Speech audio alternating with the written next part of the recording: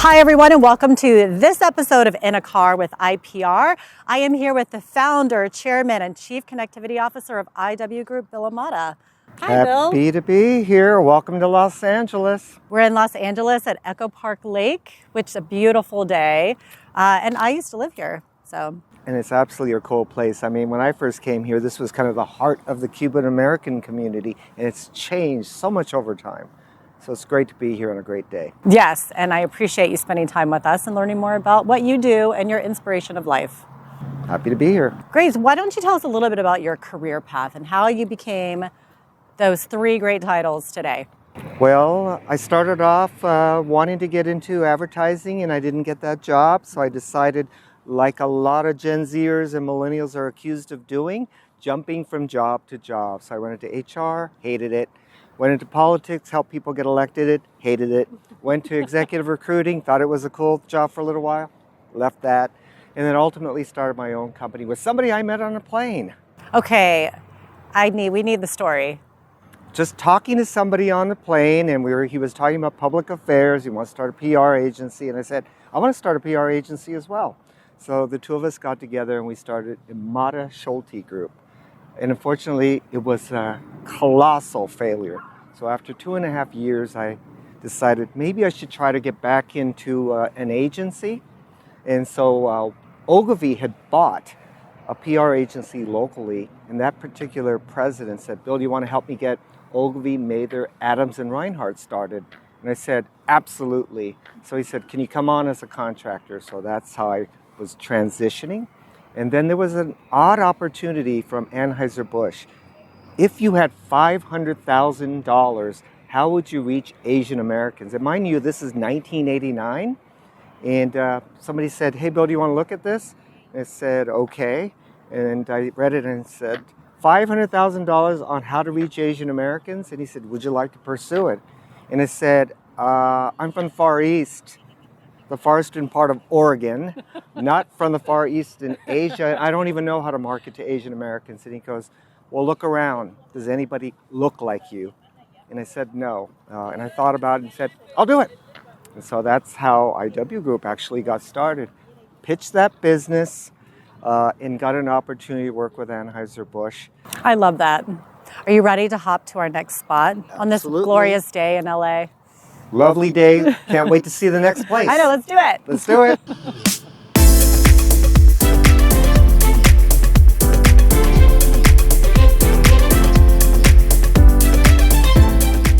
Hi, Bill. How are you? Welcome to Los Angeles, Tokyo.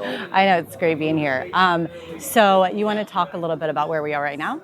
Yes, we're in the heart of the Japanese American community, Little Tokyo. It's been here for decades. And some of the businesses that started way back in the late 1800s are still around. So, but most of the Japanese American community has moved to the suburbs, but this still remains the heart and soul of the Japanese American community, right here in LA. And they have amazing pastries and yummies and lots of great cultural activities here. So it's really nice. And what is this? So this is a tree, usually during New Year's, but now almost any time of the year, if you have a wish, you write your wish on a piece of paper and you tie it to what they call a wish tree. So it's not just in the Japanese culture, but other Asian cultures. So a lot of people have placed their wishes on the tree, hoping that it'll come true. That's awesome. We should leave a wish before we leave. Absolutely. So let's talk a little bit about you and how, because I consider you to be a great fighter for positive change in society. You're so helpful. You're always helping people and really improving what we're doing. So you sort of started your activism around when you were in college at Cal State Northridge. You want to talk a little bit about that? Sure, absolutely. When I went to college, I wanted to make sure, similar to Gen Zers and millennials, to make an impact on society. And so back then, many of the companies were investing in companies that supported the South African apartheid regime. And that was part of the movement that I helped create, is to try to end apartheid in South Africa. So I got very involved in that, but then I also saw social injustice and inequity throughout Los Angeles. So I started a group of collegiate leaders from all the different colleges and universities to fight against things like discrimination in housing against students, and the elimination of a discounted student bus pass. So that activism has been part of my life for quite some time. And you also recently were one of the founders of the Voices for AAPI in our industry. And you also serve on the board looking at media representation for Asian American Pacific Islanders. Do you want to maybe talk a little bit about that as well and these organizations and what you're doing with them?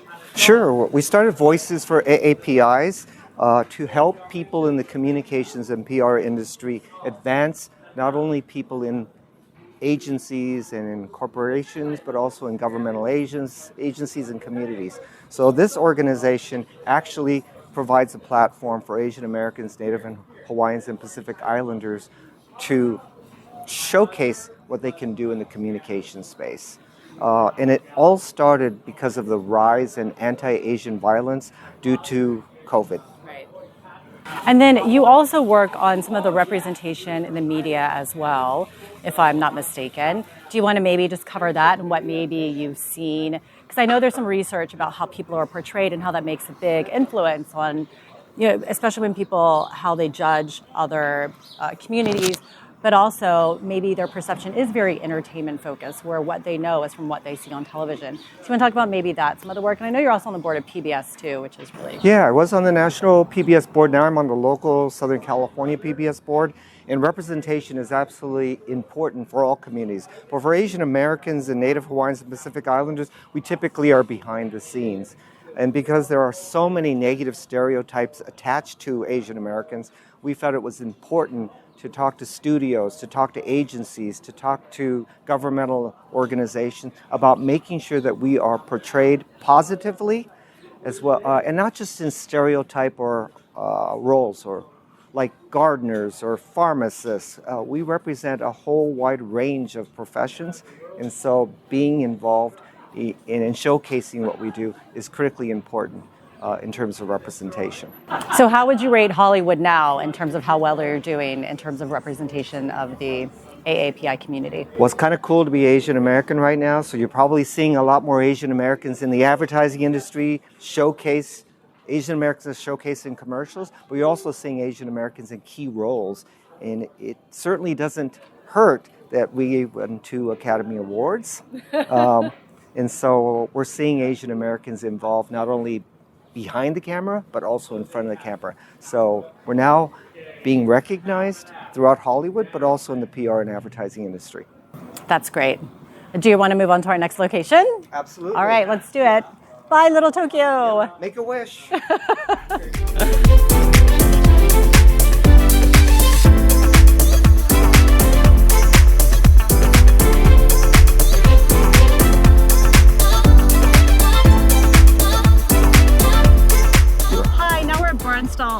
Art Park, which is in East Hollywood. Is that where we still are? Yep, it's right on the border of East Hollywood and Los Feliz. Great. And we have a really beautiful view of Hollywood, which is great. So I have a couple questions to ask you here, and then I'm going to ask you some fun questions. Awesome. Next stop. So you work a lot with students. I see you always, you're always visiting classrooms. You do your work with the national millennial community and the Gen Z community.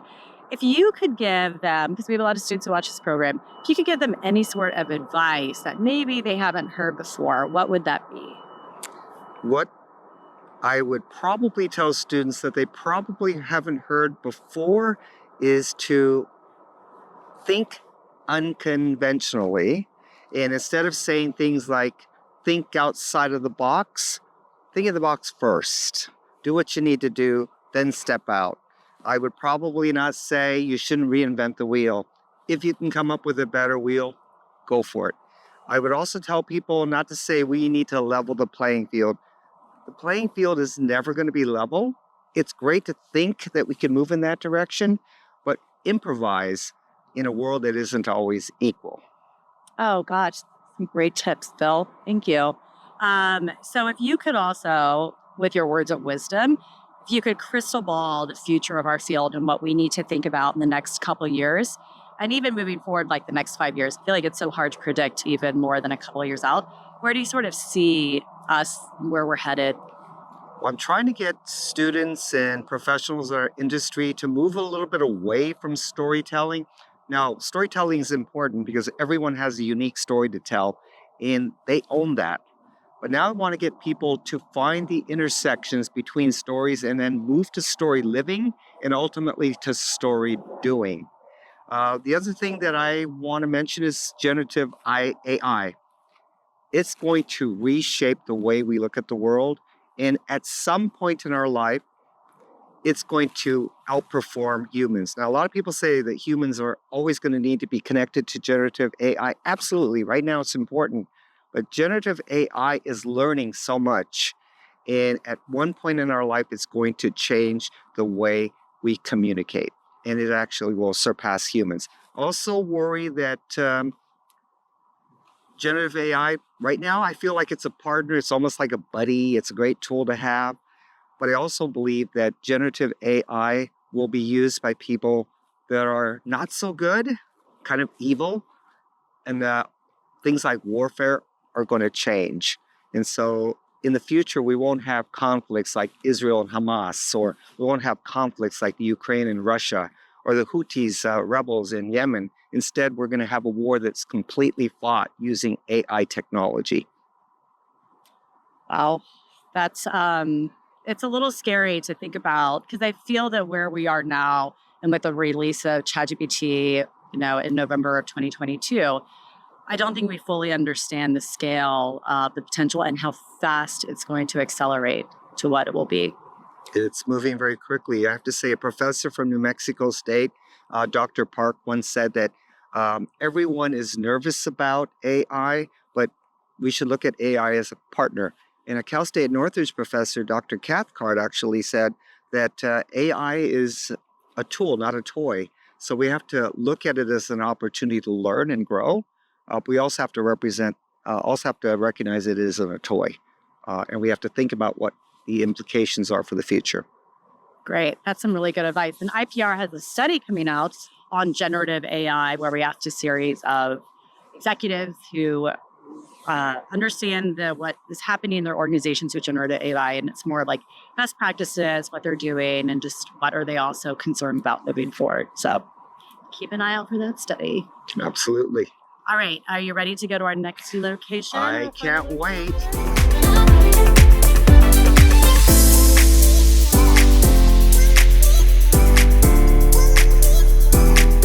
Okay, so our final locale, what better place? In front of the Hollywood sign, Griffith Observatory. It's very iconic Hollywood. And we're still at Barnsdall Art Park in front of the Frank Lloyd Wright House, so It's exciting. So I get to ask you fun questions. Fun questions. So what do you do to unwind and relax? What I do to unwind and relax is bike. And I love bike. to bike, so I'll go 20, 30 miles in places like Napa, and I've kind of discovered New Mexico and finding these really great trails. And the beauty of that is there's nobody around. So sometimes you have to decompress and get away from people. And that's how I kind of commune with nature, is get on a bike.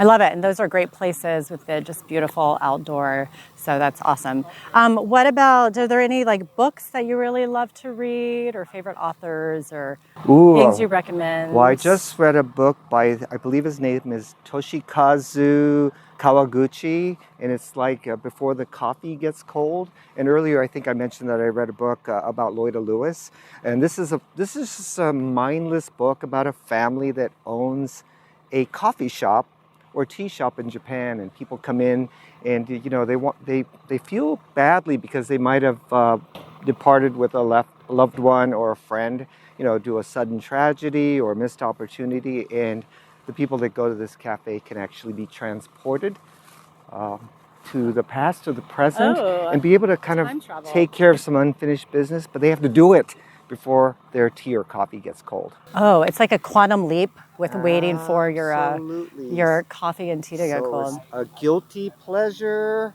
but it's also very important that we have to remember to say things in the present, because sometimes you may not have that opportunity to do it again. Awesome. And we'll put a link to that book at the bottom of this so you can check it out. What about music bands you love? Amy Winehouse. Amy Winehouse is very good. I don't know about Amy Winehouse, just kind of transports me to another place. And although she's gone, her music really resonates, not only because of Mad Men, but because, she had to go through a variety of addictions and overcome those. And so that's something that I really love. I love her. Yeah, I love Amy Winehouse too.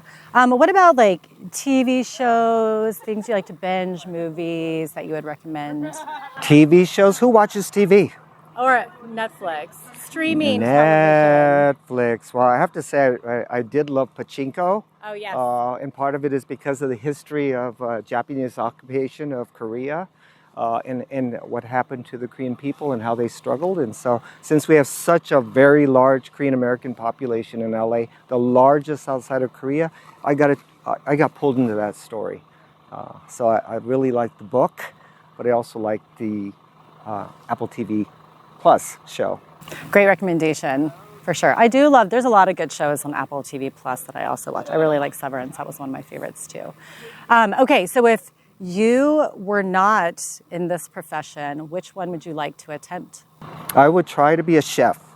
Oh, are you a great cook? I'm trying to be a good cook. I actually learned how to make Thai food. It took me about a week to clean up my kitchen because Thai food is kind of a messy affair. But I cooked Thai food. I learned how to make some Mexican dishes. And that's the cool thing about living in the States is that you can find all types of cuisine here. But the intersectionality of food really inspires me. So cooking and wine tasting and finding how PR and marketing and advertising and fashion and design, architecture all kind of blend together is what I'm passionate about. So cooking, I'm going to learn how to cook. Okay. I will say, Bill, if you go to any city and need to know food recommendations, Bill's your person. Bill's the person. Call me up, especially the hole-in-the-wall places that people don't know about, like Japanese Peruvian food, just as an example. Oh, that would be really good. It's like a ceviche sushi. Absolutely. Twisting. They got, Japanese-style fried rice with ceviche, and the Peruvians and the Ecuadorians really know how to make it, and it's quite good. That sounds amazing. And then what would you not like to do? Well, what would I not like to do? Stay idle. I'm always go. But, occasionally you have to do that because I'm actually an introvert. So sometimes you have to run. I know Sarah was telling me earlier that she retreated to Italy. Sometimes you have to retreat and kind of decompress. But for me, I like to go because I'm always curious about everything. Yeah. Okay, and the last question for you is, if God does exist, what would you like he or she to say when you come into the pearly gates? That I have impacted 1 million lives. And this goes back to that Anheuser-Busch story. Mr. Aguirre, who was a little bit mean to me when he was at Anheuser-Busch, I actually went to him one day and I said, "Why were you so mean to me when I was working on your business?" And he said, "Bill, I was the only Latino executive at my level at Anheuser-Busch." And then after a really great conversation, I said, "Mr. Aguirre, you gave me an MBA that I could never afford. What can I do to help you?" And he said, "Bill, help 100 people and your debt is fully repaid." And I said, "Mr. Aguirre, I'm going to help 10,000, 100,000, and now I'm up to 1 million."